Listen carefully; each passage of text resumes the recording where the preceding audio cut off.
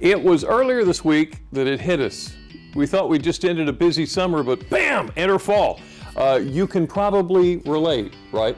Well, you know what? The team at the Art League of Ocean City can. As a matter of fact, it is a huge month there, and it's one that can really give the arts on Delmarva the boost that they deserve. With us this afternoon is Rena Thaler. She's the Executive Director of the Art League of Ocean City. Thank you for joining us for a Friday afternoon. Thank you. Always great to be here. It is good to see you. So, you have got the home tour coming up. Can we start with that? You're doing it virtually again. Yes, so the Sandcastle Home Tour, it's our 17th year of producing a tour where people can, self-guided tour, people can go in and see 10 beautiful homes in the Delmarva area. We've expanded it now to go to Lower Delaware, but because of COVID, we've had to, and keep everybody safe, right, we've had to produce it as a virtual tour.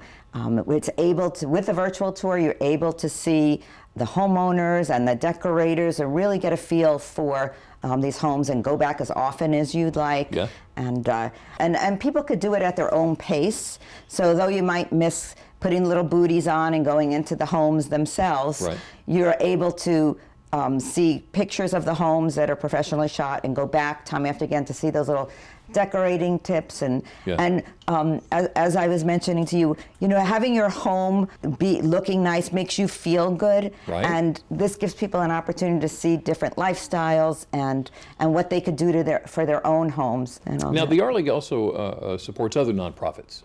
Right. How so? So with the home tour, what we realize is that there are a lot of small nonprofits on the Delmarva area that cannot produce something like we can, because we're an arts organization and we have filmmakers and we do the Ocean City Film Festival and all. We have the capacity to produce an event like this. And when it was a live tour, we were limited to 1,000 people taking the tour because nobody wants more than that walking through their homes. Right. But on the virtual tour, we could have as many people see the tour, you know, as possible. So why not help other nonprofits on the Eastern Shore be able to raise money for their causes? And so we have community partners this year, and there are 12 different nonprofits who are helping to sell tickets to the tour. And when people select those nonprofits at checkout, they will donate $5 to that nonprofit, and they'll also get a $5 discount on taking the tour. That's a great idea. So we're hoping that we can raise, you know, money for us to sustain and keep the art center open, right, and free to the public, and also to help other nonprofits as well. Tell me about the I Am exhibit. Right. So this month, as you mentioned, of course, everything happens at once, and October has always been the month that we celebrate women, and we've done shows every year about women and womanhood, and this year our gallery director, Katie Brown, has curated an amazing exhibit. It is so stunningly beautiful when you walk into the gallery. It's a building-wide exhibition, multimedia, and it focuses on identity.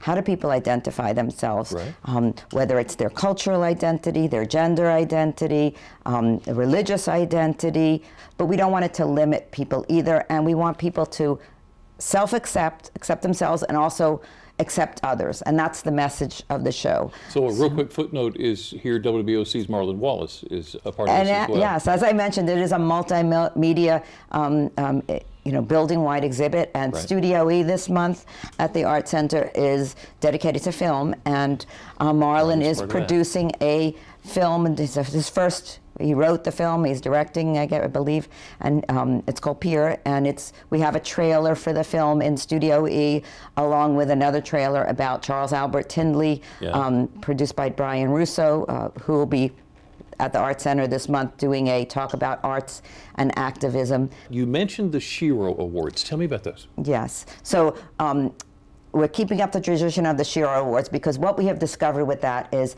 the Shero Awards tell the stories of ordinary women, ordinary people who've done extraordinary things. And people don't, you know, I see you, I don't know what you've done, you don't know what I've done in my life, but being a Shero allows people to learn from you and inspires people to be Sheros too. So we're looking for nominations.